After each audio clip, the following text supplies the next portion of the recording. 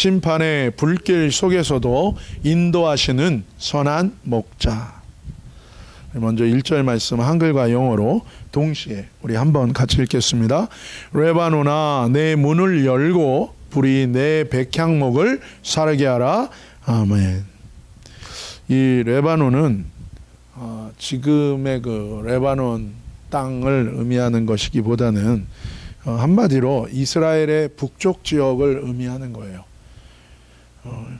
이스라엘을 향한 하나님의 심판의 불이 이 이스라엘 북쪽 레바논 지역에서 시작된다는 것을 예언하시고 말씀하시는 것입니다. 이 스가랴서 10장에서 하나님은 다 무너지고 멸망했지만 하나님의 언약 백성 이 이스라엘을 향한 하나님의 모든 것을 회복하고 역전케 하시는 은혜, 한마디로 부활케 하시는 은혜와 축복에 대해서 말씀하세요. 그리고 이것은 하나님의 언약 때문이라는 거예요. 하나님은 시건체, 그러니까 그냥 쓸데없는 말 하지 않으세요. 하나님의 말씀은 헛되이 돌아오는 게 없고 하나님이 말씀하신 모든 것은 반드시 다 성취되고 이루어지는 거예요. 그래서 하나님의 백성 이스라엘을 향한 하나님의 언약이 있어요. 그것은 무엇입니까? 이 땅에 하나님의 나라를 세우기 위하여 언약으로 붙들려 있다는 거예요. 그렇기 때문에 다 망한 것 같아도 하나님 뭐예요? 다 부활케 하고 은혜 주시고 축복하시겠다는 게 하나님의 말씀이었어요. 그런데 이 11장을 들어오면 갑자기 하나님의 이 말씀하시는 이 말의 뉘앙스, 분위기가 확 달라요. 다른 얘기를 하십니다. 11장에 이스라엘을 향한 확정된 심판에 대해서 얘기하시기 시작해요. 우리는 항상 양면을 다 봐야 돼요. 이 성경은요, 항상 두 가지가 동시에 있어요. 동시에 메시지가 있어요. 구원만 있는 게 아니라 무엇도 있습니까? 심판도 있어요. 부활의 새 생명만 있는 게 아니라 멸망의 영원한 두 번째 죽음도 있어요. 언약과 약속을 따라 끝까지 붙드시고 회복시키시고 축복하시는 것도 있지만 언약과 약속을 따라 철저하게 끊으시고 버리시고 저주하시는 것도 있다는 거예요. 하나님이 하나님의 백성에게 원하는 것은 무엇입니까? 구원받기를 원하세요. 하나님은 하나님의 백성이 부활의 새 생명을 얻고 거듭나기를 원하세요. 하나님은 하나님의 백성이 회복되기를 원하세요. 하나님은 하나님의 백성이 축복받기를 원하시고 축복하시기를 원하세요. 하지만 회개하지 않고 하나님께로 돌이키지 않는다면, 믿음을 버리고 자기 탐욕과 자기 고집대로 계속 살아간다면 심판과 죽음과 버림과 저주를 받을 수도 있다는 것을 우리는 항상 기억해야 되는 것입니다. 내 육신에 좋은 것만 생각하고 그것만 인정하는 게 아니라 내 영에 좋은 거, 진짜 내 영의 영원한 좋은 것들을 생각하고 인정해야 돼요. 그것이 무엇입니까? 진리를 따라 사는 삶. 그것이 무엇입니까? 여호와, 진리 대신 여호와 하나님, 우리의 생명 대신 예수 그리스도를 따라가는 삶이라는 거예요. 역으로 얘기하면 오늘 제목이 심판의 불길 속에서 인도하시는 선한 목자라는 말씀처럼 이스라엘을 향한 앞으로 이런 심판이 온다는 거예요.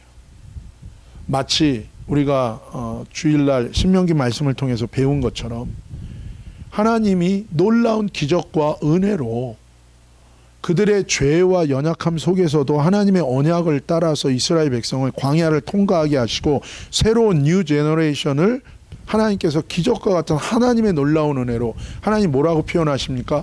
독수리 날개 등에 태워서 하나님의 광야를 건너게 하시고, 그리고 그 아낙자손 블레셋 족속들을 쳐부수게 하시면서 하나님이 승리케 하시면서 이제 가나안으로 들어가는 그 입구에서 모세를 통하여 예언하잖아요. 뭐라고 예언합니까? 너희는 결국 목이 곧은 백성이고 너희는 열방으로 다 흩어지게 될 거라는 거예요. 그럼에도 불구하고 뭐예요? 하나님이 그러나 너희가 돌이켜 회개한다면, 너희를 향한 나의 신실함은 변하지 않는다고 주님 말씀하신 것처럼 이것도 똑같은 거예요. 하나님이 이제 이 복역의 때가 다 끝난 거예요. 바벨론의 이 포로된 생활이 끝나서 하나님의 언약대로 다시 돌아와서 하나님 나라를 위하여 하나님의 언약 백성인 이스라엘을 통한 하나님의 역사가 이제 계속 끊어진 것이 아니라 이어져서 계속 되는데, 그 가운데 하나님이 스가랴를 통해서 앞으로 일어날 일에 대해서 얘기하는 거예요. 너희는 또 실패할 것이고 너희는 또 죄질 것이다. 그러나 뭐예요? 여전히 하나님의 언약은 변하지 않는다는 거예요. 우리의 어떠함 때문에 하나님의 언약이 바뀌질 않아요. 그래서 우리에게 요구되는 것은 무엇입니까? 회개하는 것이. 그래서 우리에게 요구되는 것은 무엇입니까? 내가 보기에 어떠한 것으로 인하여 우리는 사는 것이 아니라 하나님을 붙들고 하나님을 기준으로, 예수 그리스도를 기준으로 살아가는 거예요. 그러면 그게 정확한 거예요. 그래서 이 스가랴서 11장은 언뜻 보면 하나님이 회복을 얘기했는데 왜 여기서는 엄청난 심판을 얘기하지? 이건요, 이스라엘 백성이 광야에서 가나안 들어가기 전에 하나님이 미리 말씀하신 것처럼 같은 얘기예요. 앞으로 너희가 상상치 못하는 역사 속의 경랑이 너희가 있는 이 땅을 중심으로 일어나게 될 거라는 거예요. 근데 그 가운데 너희가 신실치 못할 거라는 거 하나님이 아시는 거예요. 그러나 여전히 뭐예요? 하나님의 언약은 변치 않는다는 거예요. 이 땅에 결국엔 하나님 나라를 세우는 하나님의 언약은 어떤 역사의 경랑과 너희의 연약함에도 불구하고 하나님의 언약은 변치 않고 하나님은 신실하다는 거예요. 우리에게 요구되는 것은 무엇입니까? 에스더에게 얘기한 것과 똑같은 거예요. 너가 왕비가 된 게 이때가 아님을, 이때를 위한 게 아닌 줄, 이때를 위한 게 아니냐. 만약에 너가 순종하지 않는다면 하나님은 다른 누구를 통해서도 하나님의 구원을 이룰 거다. 그러나 우리 집은 멸망할 거다. 똑같은 거예요. 하나님의 신실한 언약을 향한 신실하심 변하지 않았어요. 우리가 보기에 이거 왜 이러지? 다 끝났나? 왜 이렇게 힘들고 어렵고? 아니에요. 끝까지 뭐예요? 나를 붙드는 게 아니라 하나님을 붙들고 나아갈 때 하나님이 이루시고 행하신다는. 그래서 이 스가랴서 11장에는 엄청난 심판을 얘기합니다. 엄청난 재앙을 얘기합니다. 그것이 이 북쪽의 레바논으로부터 이스라엘을 향하여 그 불이라고 표현하고 그 불이여 모든 것을 살라버린다고 얘기하는 거예요. 레바논의 이 빽빽한 숲이요, 완전히 다 그 불로 인하여 황폐화가 될 정도, 아무것도 없이 그 엄청난 불길이 이스라엘을 향해 이 북쪽에서부터 쏟아진다는 거예요. 이게 무엇을 얘기하는 겁니까?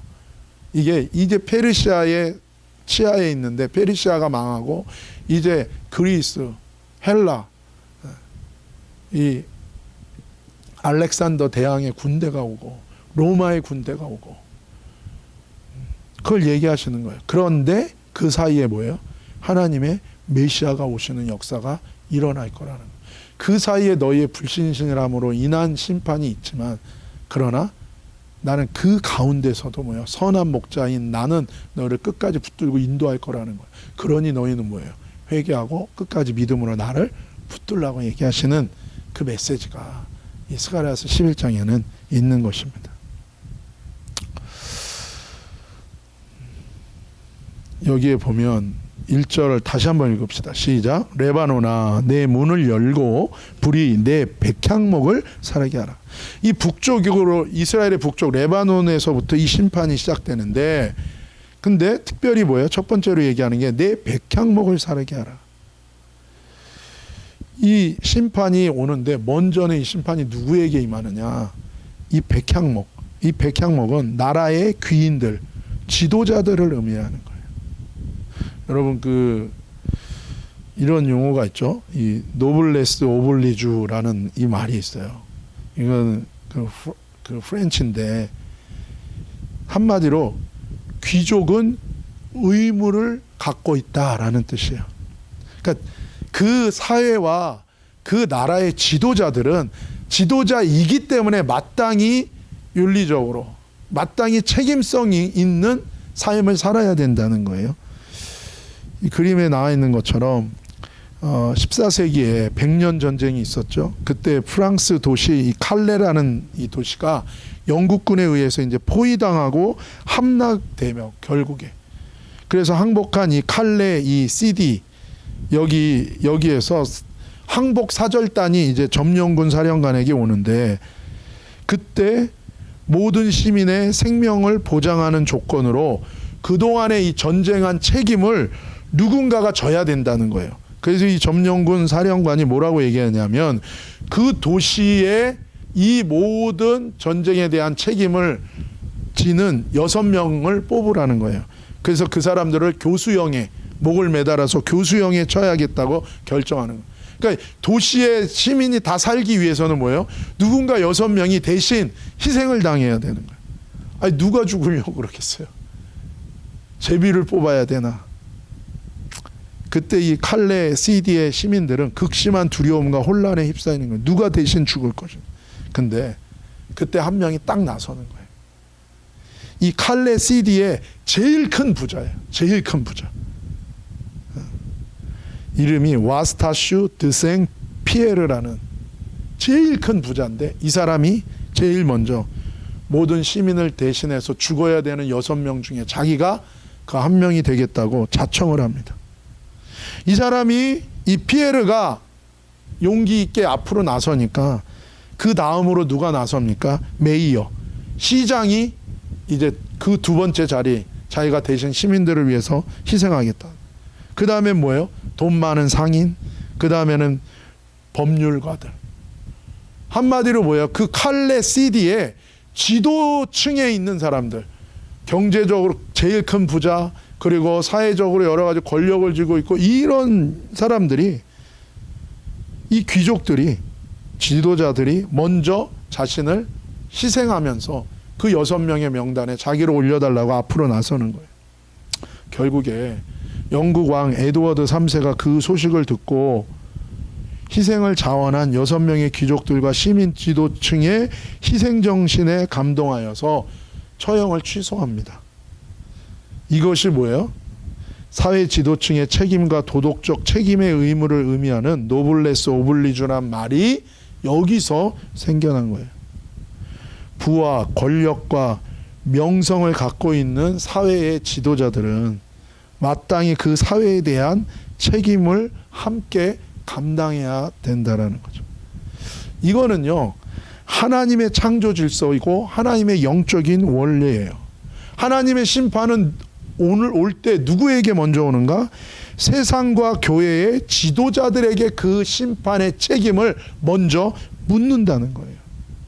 그래서 오늘 스가랴서 11장 1절에는 이 지도자들을 양떼로 인도하는 목자로도 이 스가랴서 11장에서 표현을 합니다. 지도자들을 하나님께서 은혜 주시고 하나님께서 축복 주시고 능력과 은사를 주셨다면, 그것을 받았다면 모든 것은 하나님께로부터 온 거예요.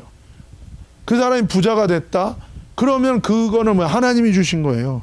그 사람이 은혜 받았다, 축복 주셨다, 능력 주셨다, 은사 주셨다, 영적인 능력을 주셨다, 삶의 축복을 주셨다, 삶의 어떤 능력과 무엇을 받았다, 그것은요 그냥 내가 받았으니까 남들보다 난 잘났다, 그것을 가지고 남들보다 나는 더 나 혼자 편하고 나 혼자 안락하고 그런 삶을 살아야지가 아니라, 그 모든 것에는요 하나님이 주신, 하나님이 다른 사람을 섬기라는 사명과 책임이 거기에는 뒤따른다는 거예요.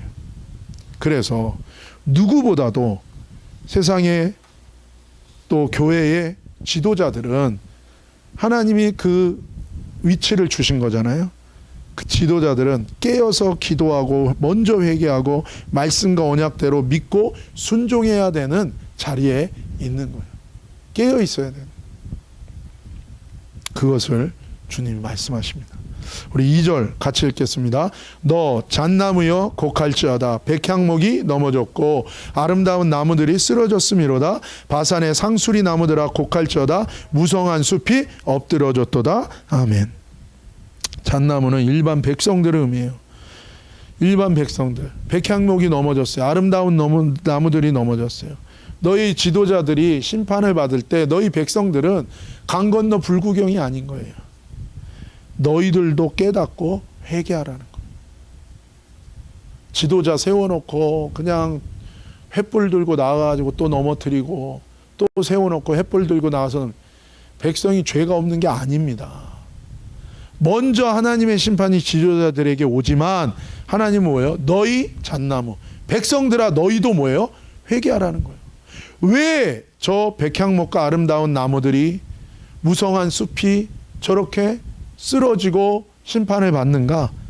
너희들도 깨닫고 똑같이 회개하라고 얘기하는 거예요. 왜 사회가 나라가 무너지는가? 하나님의 심판과 재앙이 임한 것임을 알고 회개하고 하나님께 돌이키라고 얘기하는 것입니다. 3절입니다. 목자들의 곡하는 소리가 남이요 그들의 영화로운 것이 쓰러졌음이로다. 어린 사자의 부르짖는 소리가 남이요 이는 요단의 자랑이 쓰러졌음이로다.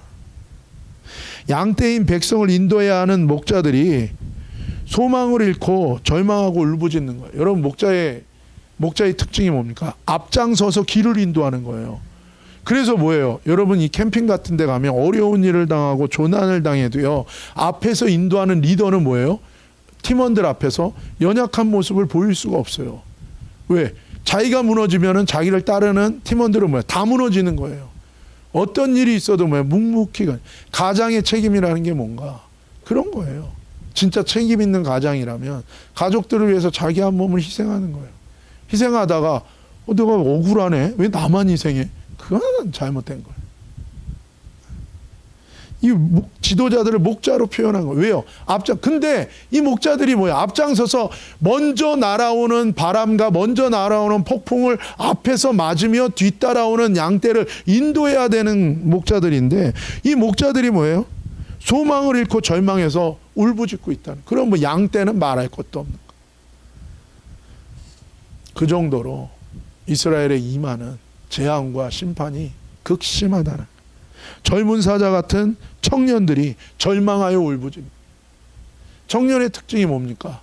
무너져도 뭐예요? 다시 일어나는 거예요. 근데 젊은 청년들이 다 소망을 잃었다.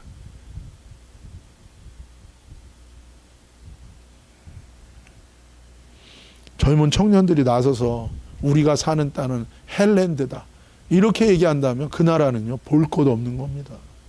그런 생각을 집어넣어준 자들, 그 사람들이 뭐예요? 아주 악한 사람들입니다. 그런데 너무 하나님이 주시는 이 자신들이 당하는 심판이 크니까 청년들도 절망하여 울부짖는다. 이스라엘의 남쪽인 요단도 수치를 당하고 멸망하게 된다. 북쪽으로부터 왔지만 북쪽만이 아니라 남쪽 요단까지. 그러니까 뭐야? 남북으로 모든 이스라엘 전체가 다 하나님의 심판 가운데 들어갈 거라는 거예요. 아유, 저 사람이 저런 일을 당하네. 얼마나 죄를 많이 졌으면 저런가. 그게 아니라 타산지서. 그 사람을 보면서 뭐야? 나를 돌아보고 먼저 회개해야 되는 거예요. 남이 망하는 것을 보고 우리가 기뻐하면 안 되는 이유가 거기에 있는 것입니다. 로마서 8장 13절에서 14절입니다. 시작. 너희가 육신대로 살면 반드시 죽을 것이로되 영으로서 몸의 행실을 죽이면 살리니 무릇 하나님의 영으로 인도함을 받는 사람은 곧 하나님의 아들이라. 왜 이런 멸망의 불이 임합니까? 하나님 없는, 믿음 없는 육신대로 살기 때문에 그래요. 사람들이 이것을 적은 걸로 생각합니다. 눈에 보이지 않는 하나님, 그렇기 때문에 눈에 보이지 않는 하나님이 정한 하나님의 언약과 말씀을 소홀히 여겨요. 눈에 보이는 종교적인 시스템과 종교 리더들의 눈에 보이는 이 종교인들 사이에서 어떻게 보이는 거를 더 심각하게 생각하지. 눈에 보이지 않는 하나님의 영원한 언약에 대해서는 우리가 무시해요. 크게 어려워 생각하지 않아요. 거기에 우리의 실패가 있고 우리의 멸망이 거기에 있는 거예요. 그게 육신으로 사는 거예요. 왜 육신으로 사야 합니까? 육신으로 사는 게 좋으니까. 육신으로 살아도 된다고 생각하니까. 그런데 명백하게 뭐라 그러는 거예요? 육신대로 살면 반드시 죽는, 반드시 망해요. 영으로서. 영으로 산다는 게 뭐예요? 영이신 하나님을 따라 사는 게 영으로 사는 거예요. 영으로 산다는 게 밥도 안 먹고 이슬만 먹고, 그게 아니에요. 직장도 안 나가고 일도 안 하고 기도만 하고, 그게 아니라 하나님을 의지하고 사는 거예요. 내 욕심 따라가지 않는 거예요. 눈에 보이지 않는 하나님을 예배하고 섬기며 그 하나님의 언약을 붙들고 말씀을 붙들고 마음으로 믿고 입으로 시인하고 내 삶으로 순종하는 거예요. 그럴 때 몸의 행실이 죽습니다. 그럴 때 성령의 인도함을 받아요. 그래서 하나님의 아들의 아이덴티티가 세워져요. 성령의 열매를 맺어요.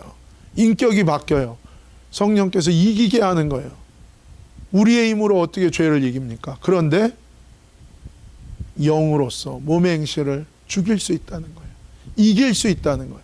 그러나 그게 내게서 나온 게 아니기 때문에 우리가 교만하면 뭐예요? 바로 또 넘어지는 거예요. 그러나 겸손히 주님을 의뢰하고 눈에 보이지 않는 하나님의 언약을 붙들고 마음으로 믿어 의의 일을, 입으로 신하의 구원을, 주님을 붙들고 나아가는 자는 뭐예요? 계속 승리하게 돼요.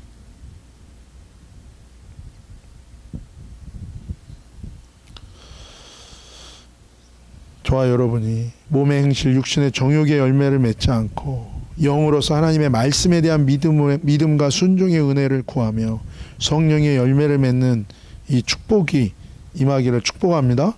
저주와 심판이 아니라 은혜와 축복과 구원이 임하는 인생으로 우리가 살아가는 거예요. 그게 은혜로 사는 거예요. 4절 말씀입니다. 여호와 나의 하나님이 이르시되 너는 잡혀 죽을 양떼를 먹이라. 이게 바로 그 말씀. 아, 그렇구나. 다 심판받는구나. 그건 뭘 의미하는 겁니까? 그냥 심판받나요? 불신하니까, 죄를 지니까, 고집스러우니까 멸망받을, 심판받을 짓을 한 거예요.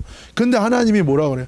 그 죄에 대한 심판은 온다. 하지만 스가랴 선지자를 통해서 하나님이 말씀하시는 것은 무엇입니까?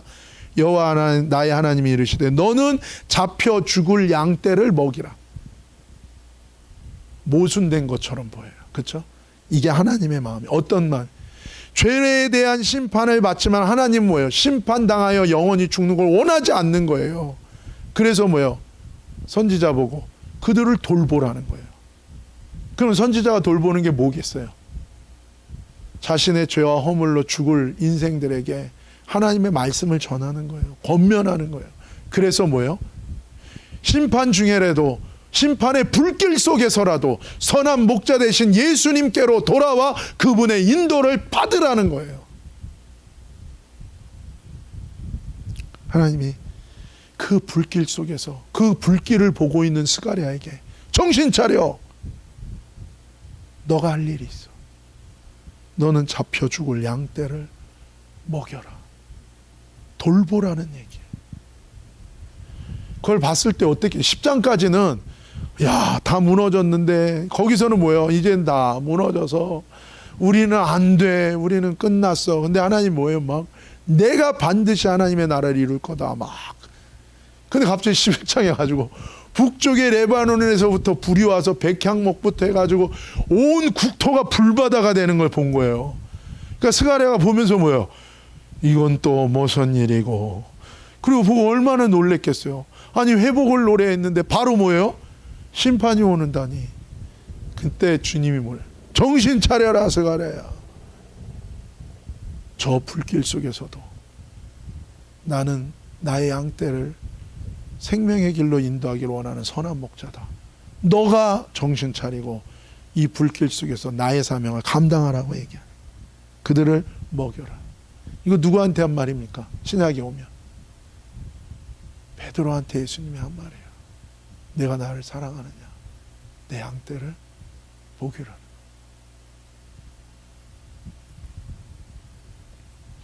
우리는 죄인입니다. 우리는 은혜를 받아도 꼭 죽을 짓만 하는 자들이.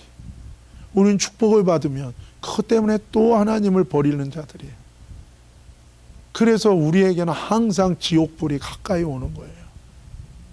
그런 우리에게 하나님께서 베드로를 통해서 뭐라고 말씀하시는 거예요? 내가 나를 사랑하느냐? 내 양을 먹이라는 것. 우리는 지옥불이 확정된 자들이에요. 그런 우리를 향하여 주님 뭐예요? 하나님의 사람들을 보내면서 뭐예요? 내 양떼를, 사로잡혀 죽을 양떼를 먹이라고 하는 게 하나님의 뜻인 거예요. 내 인생을 향하여 하나님 말씀하셔요. 너 지렁이 같은 야곱아, 내가 너를 사랑한다. 너는 회개하여 돌이켜 나의 은혜와 축복과 구원으로 나아오라는 거예요. 그래서 우리가 낙담할 게 없습니다. 우리가 많은 일들을 당하면 내가 이렇게 참 바보같이 행동을 했을까? 내가 이렇게 해서 결국엔 이렇게 실수해서 이렇게, 내가 가장 사랑하는 사람의 마음을 아프게 했구나. 내 그 순간을 참지 못하고 내가 헛소리를 했구나. 내 마음은 이런 게 아닌데 왜 나는 말이 이렇게 나가요? 나는 분명히 생각을 했는데 나는 왜 그 상황에서 이렇게 어리석게 행동하고, 나는 반응하고 싶지 않은데 나는 왜 반응하고, 나는 하나님의 주신 은혜가 있는데, 말씀이 있는데 나는 왜 그걸 잃어버리는가? 왜 그럴 수 있어요? 그때 또 주변에서는 이리 때처럼 달려듭니다. 너 내가 다 봤어. 너 믿음으로 산다더니 너 그렇게 행동해? 나한테는 그렇게 하지 말라 그러면서 너는 그렇게 행동해? 막 이리 때가 나타나면 막 물어 뜯어요 그냥. 그리고 내 마음속에서도 이리 때들이 일어나서 뭐예요? 네가 크리스찬이냐? 그만둬라. 네가 목사냐? 그만둬라. 꺼져라. 내 속에서도 막 주변에서도 막, 그날따라 지나가는 차들이 다 나를 향해서 막 소리치는 것 같아요. 꺼져라. 막. 우리 그런 자들이에요.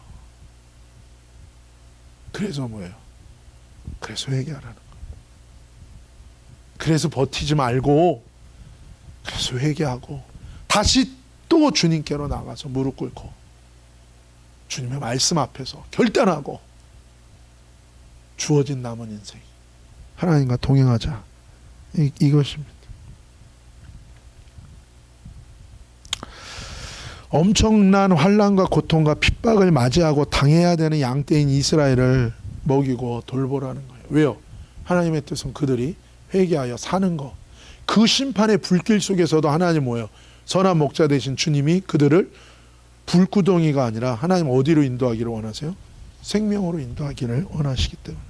이들이 어떤 환난과 고통을 당할 것인가? 5절과 6절이에요. 같이 읽읍시다.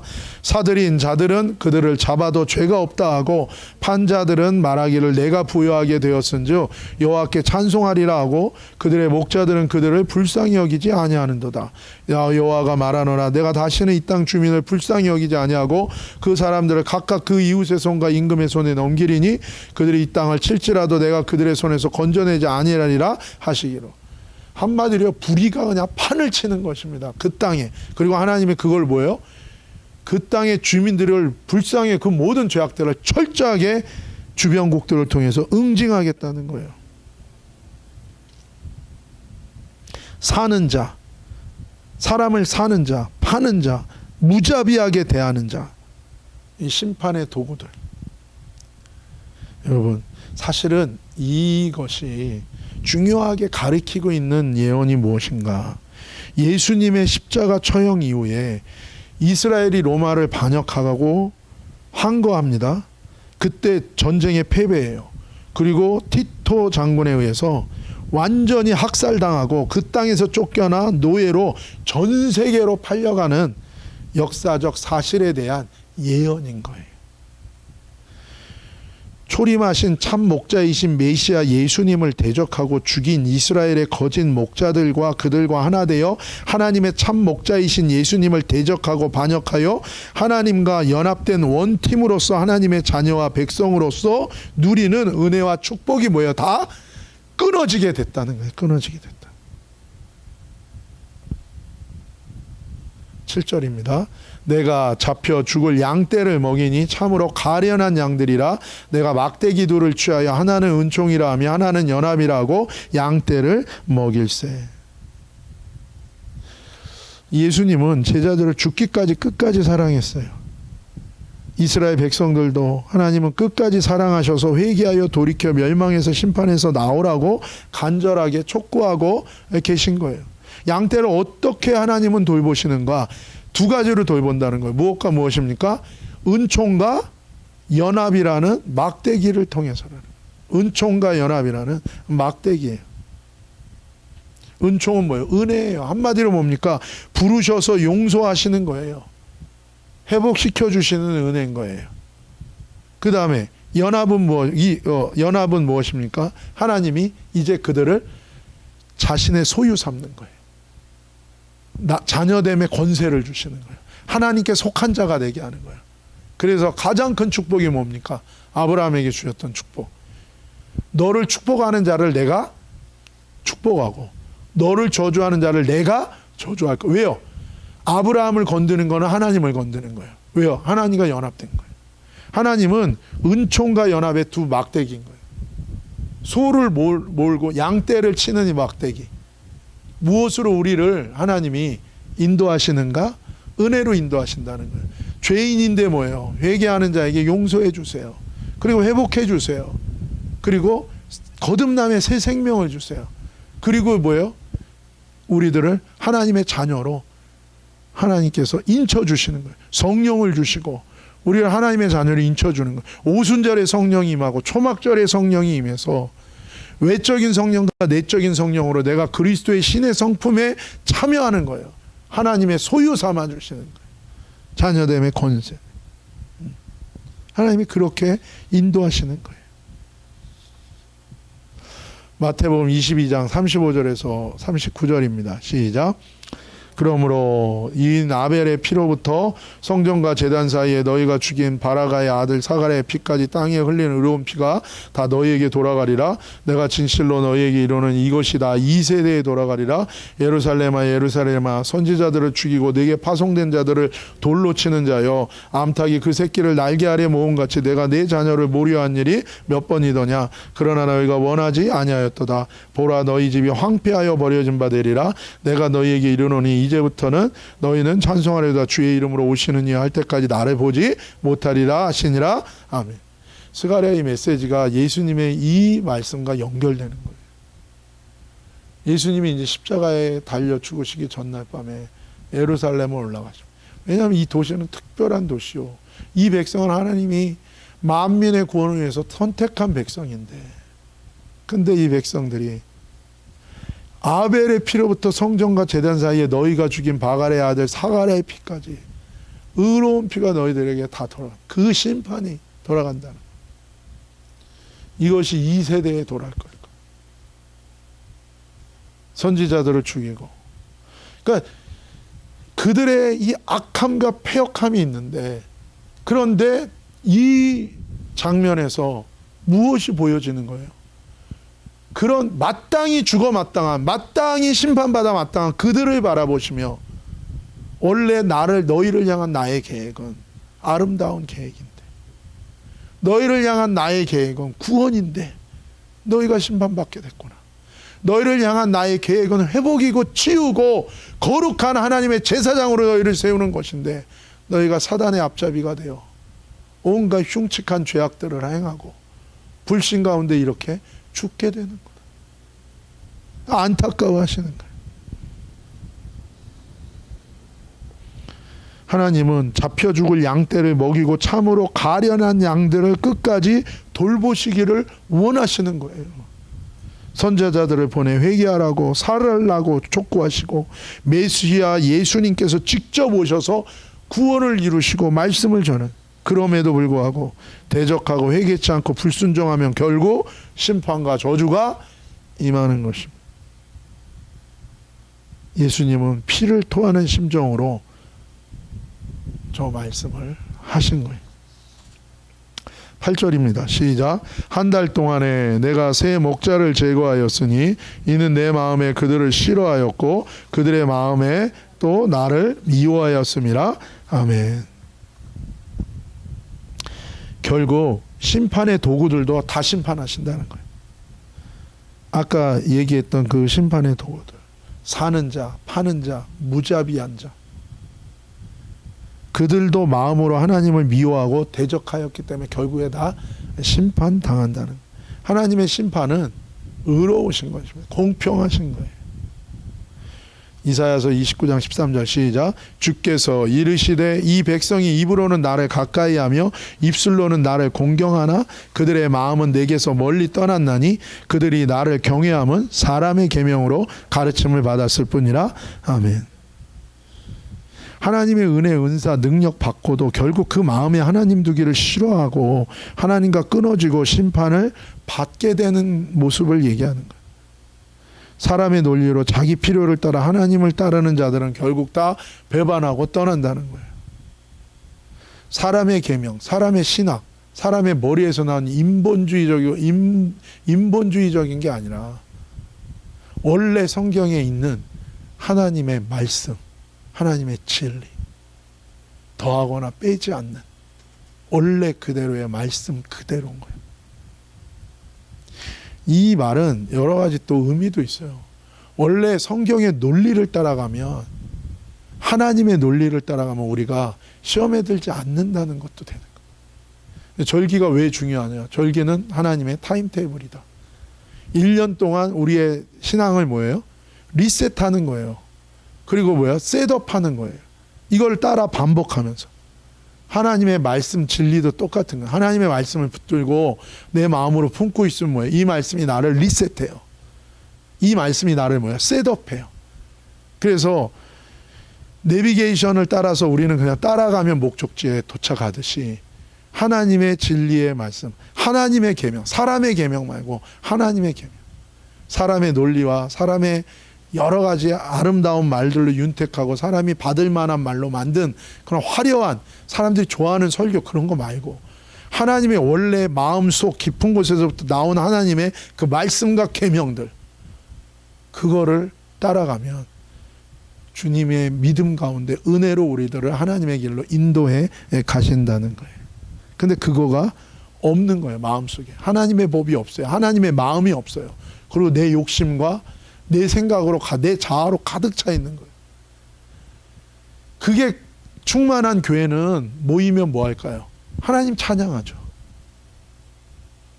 모이면 뭐 할까요? 하나님께 기도하죠. 모이면 뭐 할까요?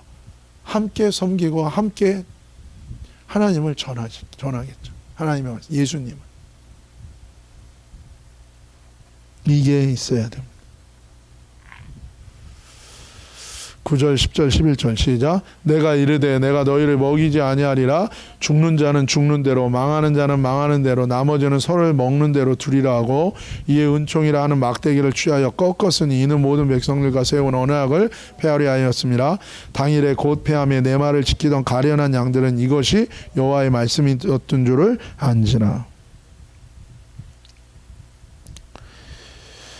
예, 하나님의 은혜가 사라지면요, 이게 얼마나 귀한 건지 뼈저리게 알게 돼요. 그전엔 모릅니다. 그러니까 이 아무것도 일어나지 않는 일상이 얼마나 소중한 것인가. 그렇죠? 그거를 흔히 이스라엘에서는 포도나무 아래에서 포도를 이렇게 안심하고 따먹을 수 있는 여유로 얘기를 해요. 너무나 많은 전쟁이 시달린 거예요. 왜 그랬어요? 불순종해서요. 왜 그랬어요? 하나님을 반역했기 때문에. 근데 여기 보면 서로 살을 먹는 데까지 이 일들이 계속해서 반복적으로 역사 속에서 일어나요. 하나님은 은총이라 하는 막대기를 취하여 꺾어버렸다는 거예요. 더 이상 뭐예요? 너희를 은혜로 인도하는 이 인도가 없어진 거예요. 하나님이 백성들과 세운 언약들도 다 폐하는 거예요. 왜요? 누가 먼저 폐했어요? 우리가 먼저 폐한 거예요. 우리가 하나님께 귀를 기울이지 않아요. 우리는 우리 방식대로 사는 거예요. 우리 방식대로 신앙생활을 우리 좋은 대로 하는 거예요. 진리를 버린 거예요. 진리 대신 하나님, 진리 대신 예수님을 버린 거예요. 몰라도요, 그 예수님께 포커스를 맞추고 구하는 자에게는 주님이 뭐예요? 가르쳐 주세요. 인도해 주세요. 안 그러면 대학 나온 사람들만 천국 가게요? 똑똑한 사람들만 천국 가게? 아니요. 예수님이 목적인 사람은 진리이신 그분이 이 사람의 인생을 사로잡아서 주님에게 길로 인도한다는 거예요. 그런데 그 하나님을 버린 거예요. 그 예수님을 버린 거예요. 그 하나님의 모든 말씀을 다 버린 거예요. 서로 살을 잡아먹는 그 비참한, 우리의 죄는 우리를 거기까지 끌고 가는 거예요.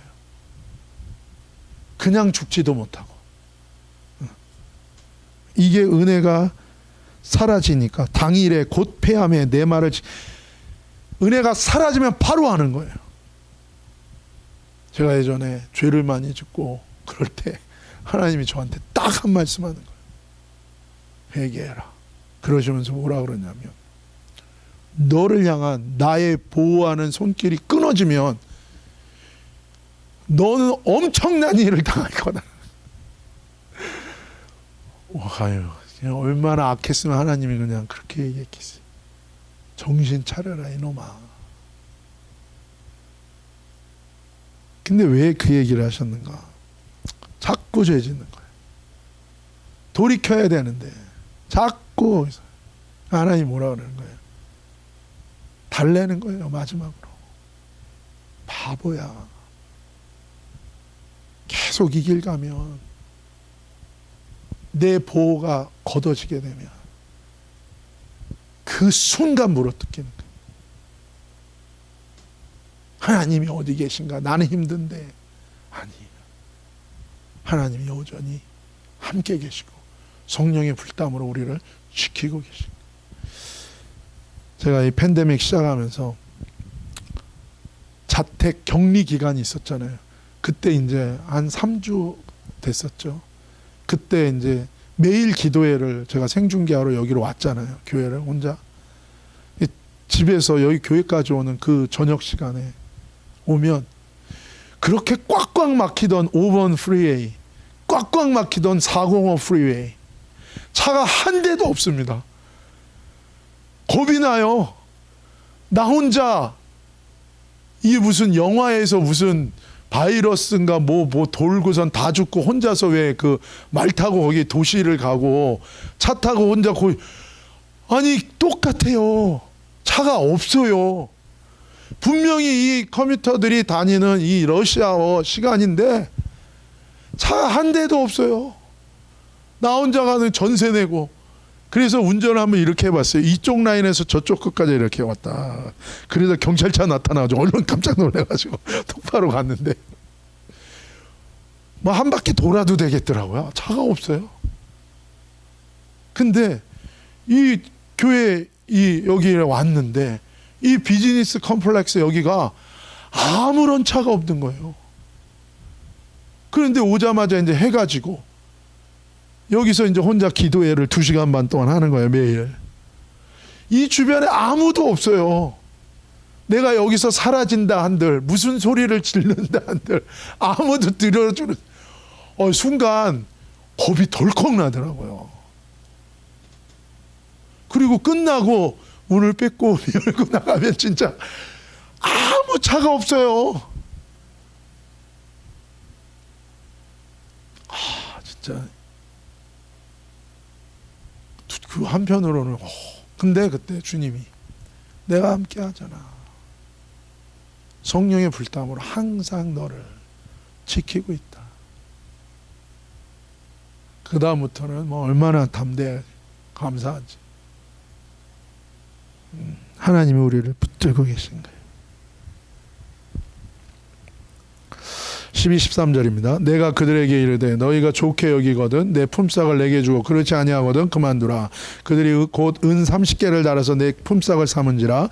여호와께서 내게 이르시되 그들이 나를 헤아린 바 그 싹을 토기장이에게 던지라 하시기로 내가 곧 그 은 30개를 여호와의 전에서 토기장이에게 던지고. 이게 예수님을 파는 내용이에요. 결국 하나님을 반역하고 메시아를 거부하고 죽이고 대적하는 인생은 은혜와 축복을 다 잃어버리는 거예요. 가인처럼 스스로 빛 되시고 생명 되신 하나님, 예수님, 성령 하나님을 떠나가게 되는 거예요. 가룟 유다를 통해서 이 말씀이 성취됩니다. 사실 우리가 다 가룟 유다예요. 우리가 다 그릇 행하여 참 목자 되신 하나님을 떠난 것처럼 예수님을 은삼십계에 팔아넘기고 스스로 심판과 자멸의 길로 끝없이 나아가는 것이 가룟 유다만이 아니라 우리도 가룟 유다는 거예요. 그래서 우리도 회개하고 전심으로 주님 앞에 엎드려 그 은혜와 축복을 구해야 되는 거예요. 14, 15절입니다. 내가 또 연합이라 하는 둘째 막대기를 꺾었으니 이는 유다와 이스라엘 형제의 의리를 끄끄려 함이었느니라. 여호와께서 내게 이르시되 너는 또 어리석은 목자의 기구들을 빼앗을지니라. 머리 대신 하나님, 머리 대신 예수님 안에서 우리는 연합의 은혜와 축복과 능력을 누리는 거예요. 먼저는 하나님과 우리의 연합이고, 그 다음에 뭐야? 하나님 안에서 함께 한 생명받아 형제된, 한 피받아 한 몸 이룬 형제 자매들과의 연합인 거예요.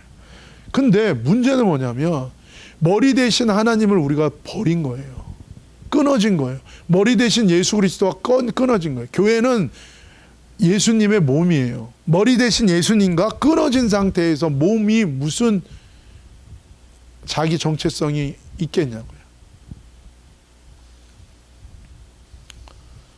그래서 머리와 끊어진 몸의 연합은 오히려 그건 뭐예요? 더 큰 배도요, 반역인 것입니다. 이 시대가 연합을 얘기하면서 머리 대신 예수님과 끊어지는 거예요. 머리 대신 예수님과 연결되는 게 뭐라고요? 아까 말씀하신 것처럼 하나님의 마음에서 나온 하나님의 언약과 말씀인 거예요.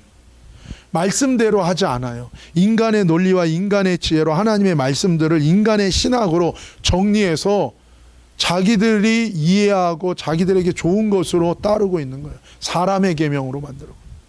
원래 하나님의 절기와 하나님의 말씀을 따라가는 게 아니라 인간의 논리로 정리된 걸 갖고 따라가는 거예요.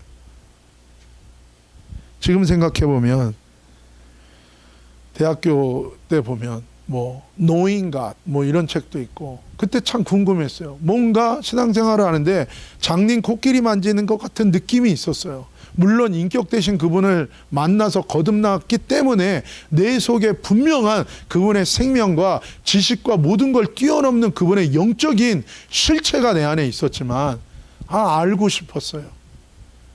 근데 지금 생각해 보면 그래서 읽었던 두꺼운 책들이나 쫓아다녔던 모든 것들이 참 근본에서 많이 벗어난 인간의 지혜와 논리로 정리된 게 너무 많았다는 생각들을 해요.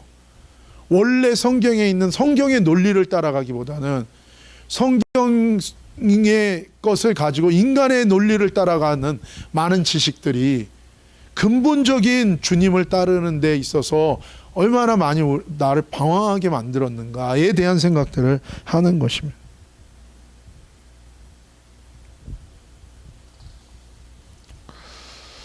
진정으로 형제자매들과 우리 교회가 한 몸을 이루는 건요, 예수님 안에서의 한 몸이어야 되잖아요.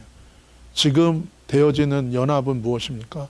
참된 예수님의 언약을 그대로 따르자는, 그 언약을 배제한 채 인간의 논리로서 교회가 연합한다는 거예요.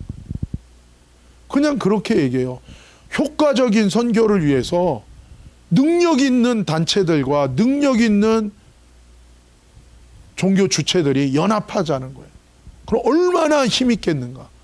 여러분, 하나님이 힘이 없어서 우리가 하나님의 힘이 되어주는 게 아니잖아요. 분명한 머리 대신 예수 그리스도를 따르는 진리 대신 그분의 진리 안에서 우리는 그분을 향하는 것, 이게 없으면 뭐예요? 그건 반역인 것입니다. 그건 또 다른 바벨탑을 쌓는, 마지막 때 우리가 이것을 주의해야 되는 거예요. 마지막으로 16절 17절 시작.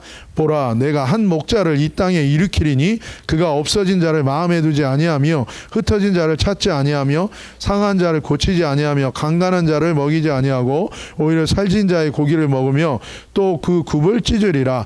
화 있을진저 양떼를 버린 목된 목자여 칼이 그의 팔과 오른쪽 눈에 내리리니 그의 팔이 아주 마르고 그의 오른쪽 눈이 아주 멀어 버릴 것이라 하시니라. 아멘.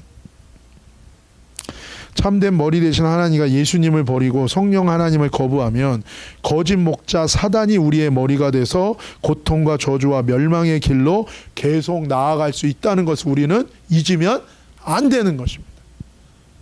그래서 정말로 이 성경의 중요한 주제가 뭐냐면요, 나의 머리를 누구로 삼느냐가 중요한 주제예요. 그래서 예수님 뭐예요? 자기를 부인하고 자기 십자가를 지고 나를 따라오라고 얘기한 것도 뭐예요? 우선은 먼저 뭐예요? 내 머리를 바꿔야 되는 거예요.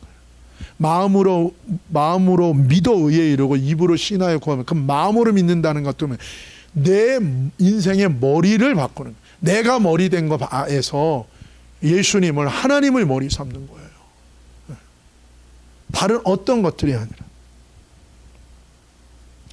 하나님을 머리 삼는, 내가 스스로 머리 삼으면 나는 바로 사단의 앞잡이, 사단의 노예가 되는 것입니다.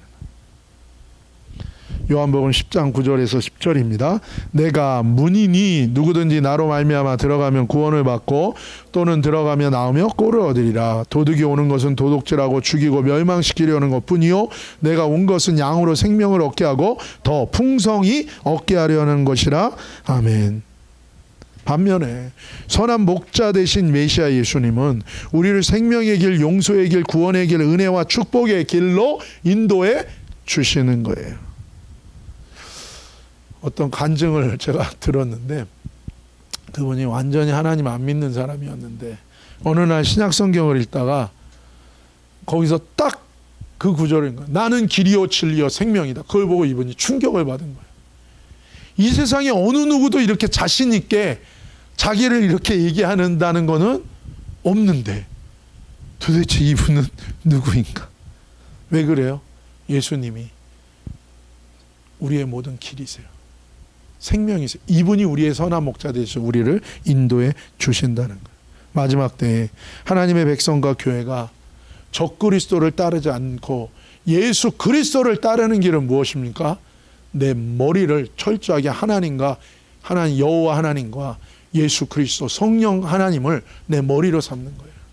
하나님의 말씀 그대로 믿고 하나님의 말씀 그대로 믿고 말씀 그대로 순종하는 거예요. 말씀대로 회개하고 말씀대로 의지하는 거예요. 그럴 때 모든 생명과 구원, 용서, 치유, 회복이 말씀이 되시는 예수님이 우리를 붙들고 인도하신다는 거예요. 이 스가랴서는 11장은 심판을 얘기하지만 그러나 그 속에서 불길 속, 불구덩이 속에서 우리를 생명의 길로 인도하시는 선한 목자 되신 하나님의 우리를 향한 간절한 메시지가 있는 것입니다. 이 세상도 이제 물로는 심판하지 않아요. 그러나 불로 심판한다 그랬어요. 그러나 불의 심판이 다가오는 이 속에서, 우리 인생 가운데도 다가오는 이 속에서 선한 목자 되신 주님이 우리에게 내가 너를 푸른 초장으로 쉴만한 물가로 인도하시겠다고 우리에게 말씀하고 계세요. 그 목자 되신 예수님을 바라보고 인도함을 받고 이번 한 주간 믿음으로 싸우고 승리하는 저와 여러분 되시기를 예수님의 이름으로 축복합니다. 기도하시겠습니다. 거룩하신 아버지 하나님 감사합니다. 하나님, 우리는 심판을 불러올 수밖에 없는, 아버지 불의 심판을 불러올 수밖에 없는 죄인임을 고백합니다. 그러나 하나님, 이러한 우리를 사랑하시고 이러한 우리를 위하여 십자가에 죽으신 예수 그리스도를 통하여 우리를 생명의 길로 인도하기를 원하시는 선한 목자 되신 우리 여호와 하나님 예수 그리스도 성령 하나님을 바라보고 의지합니다. 하나님 아버지, 이번 한 주간도 아버지 하나님, 죄인이 회개하여 돌이킬 때 베푸시는 그 놀라운 은혜와 축복과 능력 가운데 승리하는 우리 모두가 되게 하여 주옵소서. 심판의 불 속에서도 우리를 인도하시는 선한 목자 되신 여호와 하나님 예수 그리스도 성령 하나님 바라보며 끝까지 믿음의 길을 걷는 우리 모두 되게 하여 주옵소서. 거룩하신 예수님의 이름으로 감사하며 찬양하며 기도 올리옵나이다. 아멘.